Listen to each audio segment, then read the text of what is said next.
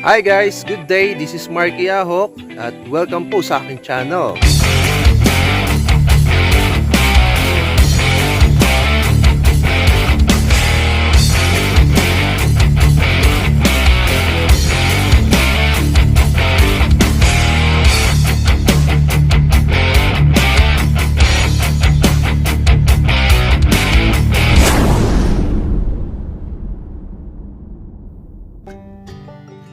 Mag-update lang ako dito sa aking goat farm, sa aking munting goat farming. Meron tayong 9 heads, 5 heads of mixed breed of Anglo-Nubian, and then meron din tayong mga native goats na 9 heads. Ayun. So ngayon parating yung isa kong native din na binili. Meron akong bagong binili. Parating na siya. Maybe this week. Ito guys, ayan, ang ganda nila panoorin, oh. Ang ganda nila tignan. Ito yung nag-iisa kong buck na Anglo-Nubian. Tapos itong the rest eh mga babae na, no. So hopefully buntis na sila kasi ilang beses ko na rin silang nakitang parang kinakastahan ng buck natin. So ang ginagawa ko, nakatali muna yung mother doe or itong pinaka matandang babae natin dito. Kasi nga sila nasusunod lang naman sila, sumusunod lang din. Ngayon itong buck na to medyo agresibo, kaya tinali ko naman. Ito yung aking buntis naman na dumalaga. Ngayon ito naman yung isa kong native na mother. So medyo na siya, gutom na siguro to, kaya papakawalan ko na. Ang ginagawa ko kasi lalo ngayon, November, nag-uulan, or ay December na pala, bilis ng panahon. December, nag-uulan na ngayon dito sa amin sa Mindanao. Kaya ang ginagawa ko, pinapakawalan ko lang. Kasi para naman kapag lumakas yung ulan, pwede silang bumalik. Ito kasi yung area ko, So yung dalawa na to, nasa 4 to 5 months na to, ayan na, medyo malaki-laki na siya. So kung titimbang siguro to nasa 8 to 10 kilos mga ganyan na. So ngayon pa-share ko lang kayo dito, ito update lang naman din to, hindi naman masyado mahabang video.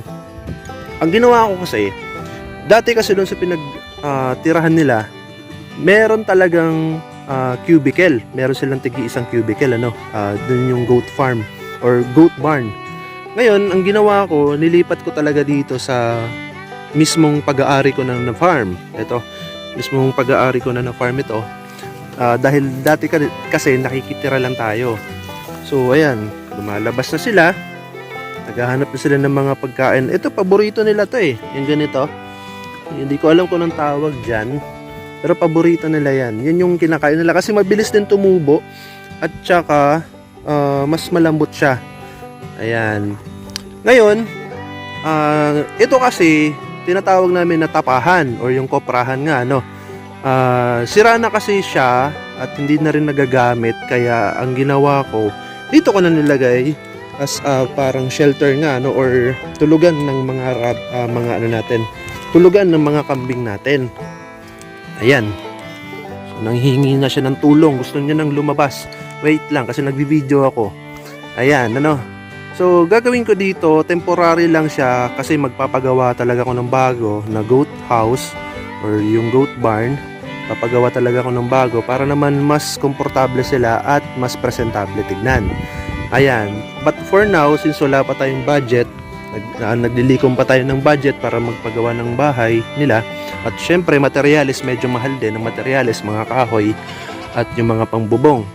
So ngayon, nandito muna sila sa lumang tapahan or lumang koprahan. Ayan guys, So, eto, yung mga malalaki na to, dito sila sa baba kasi hindi sila kaya dito sa itaas. Hindi sila kaya ng nung sahig, Ngayon, ang ginagawa ko, yung mga may liit or yung mga native, dito ko nilalagay. So, umaakit naman sila dito sa hagdanan na ginawa ko. Ayan. Tapos, kung mapapansin nyo guys, may mga sanga or dahon ng saging. Ito kasi guys, nilalagay ko dito kapag nagtagtag ulan. Kasi since ngayon nagtatag ulan, may araw kasi na buong araw talaga umuulan, ano. Kaya ang ginagawa ko, kinukuhanan ko sila ng mga dahon-dahon, ng mga sanga na may mga damo nga, ano. So kinukuha ko lang siya dito lang sa paligid. Ayan, so kinukuha ko lang siya dito sa paligid. Kaya dinadala ko na lang dito. Hindi ko na sila pinapalabas pa dahil alam naman natin ang kambing ayaw nila ng nauulanan. So ayaw nilang ng lalalamigan dahil nagkakasakit sila, ano.